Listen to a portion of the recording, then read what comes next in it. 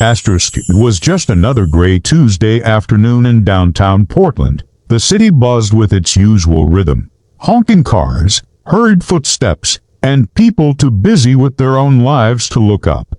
But for Julia Hart, the world had started to feel like background noise lately. At 32, successful on paper yet quietly lonely, she had fallen into a pattern of moving through life like a shadow. Wake up, work, eat, sleep, repeat. There was nothing special about that day, until she saw the girl. Asterisk, she noticed her sitting alone on the sidewalk just outside a coffee shop, her small frame hunched over, knees pulled to her chest. Her face hidden. Julia's pace slowed. Something about the child's stillness didn't feel right. It wasn't the stillness of peace, but of fear, of being lost. Asterisk, Julia removed one earbud. The music died, replaced by the real world, tires screeching, voices echoing. She crossed the street. Cautiously, eyes fixed on the little girl. As she drew nearer, her heart sank. Asterisk, the child couldn't have been more than 7. Her clothes were wrinkled and thin, her dark hair matted, her face was streaked with dirt and tears. She didn't flinch or run. She didn't say anything. She just existed in that space. So small and invisible that most passers-by didn't even glance her way. Asterisk, Julia crouched slowly beside her. Asterisk, sweetheart. Are you okay? She asked, her voice gentle. Asterisk, no answer. Asterisk, Julia tried again. Where's your mommy, or your daddy? Asterisk, still nothing, just a faint tremble. Asterisk, a silence lingered between them. The kind that didn't demand answers, just presence. So Julia stayed. She sat on the curb, not touching her, not pushing her, just breathing beside her. Asterisk, eventually, she pulled a granola bar from her bag and placed it beside the girl. No words. No pressure. Asterisk, after a minute, the girl reached for it. Tiny fingers unwrapped it, and she began to nibble, eyes never meeting Julia's. Asterisk, my name's Julia, she said quietly. I live nearby. I work in a boring office, and I don't like mushrooms on pizza. Asterisk, the girl's lips twitched. Not quite a smile, but something softened. Asterisk, Julia continued. You don't have to say anything. I just want to make sure you're safe. Asterisk, finally, the girl looked at her. Big, deep brown eyes, full of something between hope and heartbreak. Asterisk, that gaze alone said more than words ever could. Asterisk, not wanting to leave her in the cold, Julia gently asked, would it be okay if we went somewhere warmer? Asterisk, no response. But when Julia stood and offered her hand, the girl took it. Asterisk, as they walked, Julia noticed the faint outline of a bruise on the girl's wrist. Her heart clenched. She said nothing. Asterisk, they entered a nearby cafe, warm and cozy, with the smell of cinnamon in the air. The waitress shot them a curious glance but said nothing as Julia ordered hot chocolate and grilled cheese. Asterisk, at the corner table, the girl ate slowly, carefully, as if she wasn't used to eating at all. Asterisk, Julia tried once more. Can I call someone for you? Asterisk, the child froze. Asterisk, what's your name? Julia asked, softer this time. Asterisk, still silence. Asterisk, not stubbornness, but fear. Asterisk, finally, Julia called the police. She explained everything calmly, keeping her other hand gently on the girl's. Asterisk, an officer named Ray arrived about an hour later. He was kind, professional. He listened. He knelt and asked the girl a few questions, but she didn't respond. Not Even a nod. Asterisk will take her in, he said. She matches no missing reports. Child services will place her for the night. Asterisk the girl clutched Julia's hand tighter. Asterisk Julia turned to Ray. Can I go with her? Ho ho ho! Just until she's settled. Asterisk he hesitated. That's not standard, but I'll ask. Asterisk they waited outside as the patrol car pulled up. When it was time to leave, the girl wouldn't let go. Asterisk Julia leaned down and whispered, It's okay. You're going to be okay. I promise. Ho ho ho! Asterisk the girl hugged her tight. Desperate, silent. Asterisk Julia's heart cracked wide open. Asterisk she didn't even know her name. Asterisk but she knew she couldn't walk away. Asterisk that night Julia didn't sleep. Every few minutes, she replayed the moments the Ho ho ho! girl disappeared into the patrol car. That hug, those eyes. Asterisk she wasn't a mother. She never even imagined being one. Ho ho ho! Yet somehow, something inside her had shifted entirely in the span of one evening. Asterisk the next morning, she called the police department. They confirmed the girl had been turned over to Child Protective Services, but refused to share more. Asterisk she's Ho ho ho! safe, they told her.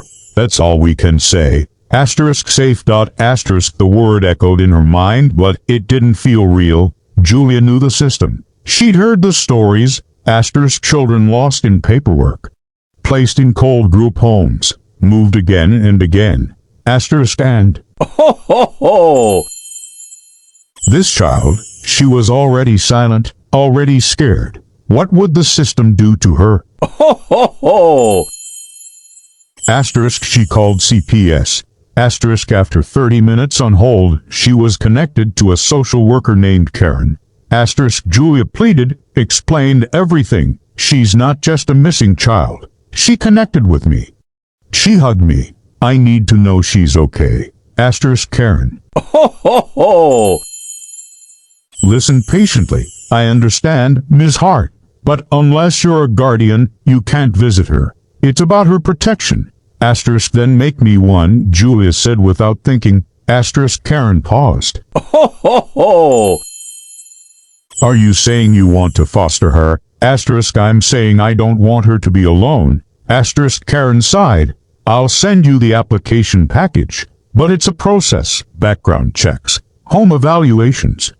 Interviews. Asterisk I'll do everything. Asterisk the following days were long and restless. Ho ho ho!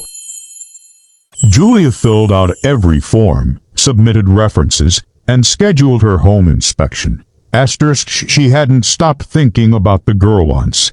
Asterisk on the fourth day, an email arrived. Asterisk visitation request approved, supervised only. First visit, Monday. Ho ho ho!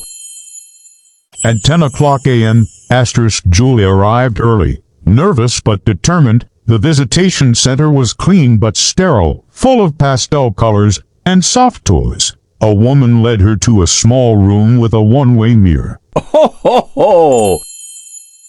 A box of crayons sat on the table. Asterisk then the door opened. Asterisk and the girl walked in. Asterisk for a moment, she paused. Their eyes met. Asterisk then a tiny smile formed. Asterisk and she ran, not walked, into Julia's arms. Asterisk tears filled Julia's eyes. She held the Ho ho ho! girl close, felt her tiny heartbeat. I missed you, she whispered. Asterisk still no words. Asterisk but the hug was tighter than ever. Asterisk Karen watched through the mirror, arms folded, quiet. Asterisk after a few moments, Julia sat on the floor and brought out a notebook. Ho ho ho! And crayons. Asterisk you don't have to talk, she said gently. Ho ho ho! But maybe you can draw. Asterisk the girl hesitated. Asterisk then, carefully, she picked up a purple crayon. Asterisk she began with a small house. Asterisk then, a tall woman with brown hair. Asterisk then, a little girl beside her. Asterisk to stick figures holding hands. Asterisk and underneath Ho, ho, ho. it in shaky handwriting. Asterisk Mama. Asterisk Julia felt her breath hitch. Asterisk she wiped her eyes. Is that me? Ho, ho, ho. Asterisk the girl nodded. Asterisk still no words. Asterisk but she had spoken the only way she knew how. Asterisk. Asterisk when the visit ended, the girl clung to Julia again. It too. Asterisk Julia left the building with red eyes and a quiet smile. The road ahead was still uncertain. Ho, ho, ho. The legal process, the challenges, the paperwork, but she didn't feel afraid anymore. Asterisk because now she knew something for sure. Asterisk she hadn't just rescued a child from the street. Asterisk she had found a piece of her own heart that she didn't know Ho, ho, ho. was missing. Asterisk. Ho, ho, ho. The silence between them wasn't empty, it was full of healing. It had been for weeks since Sophia brought little Emily home. What started as a spontaneous act of kindness had quietly grown into something deeper. Something neither of them could Ho, ho, ho. fully explain, yet both felt in their hearts. Mornings in Sophia's small but warm apartment began with Emily curled up like a kitten on the living room couch, wrapped in the same blanket Sophia had first handed her. Ho, ho, ho. The girl still didn't speak much, but the silence no longer felt cold. It was patient, healing. One Thursday morning, as golden sunlight filtered through the kitchen window, Emily shuffled into the kitchen while Sophia was making toast. Sophia Ho, ho, ho. smiled gently. Good morning, sleepyhead. Emily looked up, her eyes shy but soft. Slowly, she reached for a cup on the table and poured herself some water. It was a small thing, but to Sophia, it was everything. Emily was beginning to trust her. Ho, ho, ho. Past that wouldn't let go, but healing was slow and sometimes messy. Later that week, Ho, ho, ho. Sophia came home early from work and heard a strange noise. At first she thought it was the wind, but when she walked toward the bedroom, she saw Emily curled up in the corner, trembling. Her small hands covered her ears, eyes shut tight, whispering Ho, ho, ho. something over and over again. Sophia knelt beside her, gently placing her arms around Emily. I'm here. Ho, ho, ho. You're safe. You're not alone, she whispered. Emily didn't open her eyes, but a tear rolled down her cheek. Sophia stayed like that for a long time. She didn't ask questions. She didn't push. She just sat there anchoring Emily's Ho, ho, ho. storm. That night, Sophia couldn't sleep. She sat by her bedroom window, holding a cup of tea, wondering what Emily had been through, who had hurt her so deeply that even silence frightened her. I can't fix everything, she whispered to Ho, ho, ho. herself. Ho, ho, ho. But maybe I can be the one person who doesn't leave the school form. A week later, Sophia was called to the neighborhood community center. The counselor there, Mrs. Jenkins, had heard about Emily and wanted to enroll her in school. We'll need some paperwork, Mrs. Jenkins said gently. Ho, ho, ho. Birth certificate, ID, anything you have. Sophia shook her head. She didn't have anything with her when I found her, just a sweater, a plastic bag, and bruises. Mrs. Jenkins gave her a sympathetic look. Well, we can start the Ho, ho, ho. legal process, foster paperwork, temporary guardianship. It's going to be a bit of a road, Sophia. Sophia nodded. Whatever it takes. Ho, ho, ho. She paused, then added, I just don't want her to ever feel like an outsider again. Emily's first words had happened 2 nights later. Sophia had been organizing some donated toys in the living room while Emily watched quietly. Among them Ho, ho, ho. was a small worn-out stuffed rabbit. When Sophia offered it to her, Emily just stared at it. Her hands trembled as she took it, pressing it close to her chest. Does she have a name? Ho, ho, ho! Sophia asked with a smile. Emily stared at the rabbit, then at Sophia. Her lips parted slowly. She looked unsure. Then she whispered, Luna. Sophia froze. It was the first word Emily had spoken. She swallowed hard, trying not to show her shock. That's a beautiful name, she said gently. Ho, ho, ho! Is she your best friend? Emily nodded, then added softly, she used to hide with me. Sophia's heart broke. That night, after tucking Emily into bed, Sophia went to her own room and cried silently. She cried for all the pain Emily had. Ho, ho, ho! Buried, for all the nights she had held a stuffed animal instead of a person, and for all the times no one had come to help her until now. Questions without answers. Some weekend. As they sat in the park together feeding ducks, Emily turned to. Ho, ho, ho! Sophia, do Ho, ho, ho! people forget their moms? Sophia was taken aback. Why do you ask, sweetheart? Emily looked away. I don't remember mine. Just her voice, not her face. Just her perfume, like flowers. Sophia gently brushed Emily's hair. Memories don't always come all at once. Ho, ho, ho! Sometimes they come back in pieces, like a puzzle. Was she bad? Emily asked quietly. Sophia hesitated. Do you think she was? I don't know, Emily whispered. She cried a lot. Then one day, she was gone. Sophia didn't Ho, ho, ho! push further. The pieces were too sharp still. But she knew Emily was starting to ask the questions she had kept buried for far too long. A letter left behind later that month. Ho, ho, ho!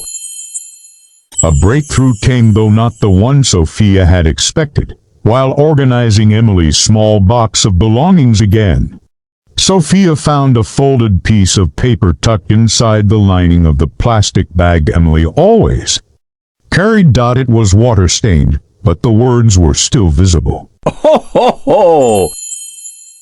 To whoever finds my daughter, please don't judge me. I tried. I really tried. But the world is cruel when you have no money, no help, and no voice. Her name is Emily. She loves stars and rabbits and stories about the moon. I named her. Ho, ho, ho!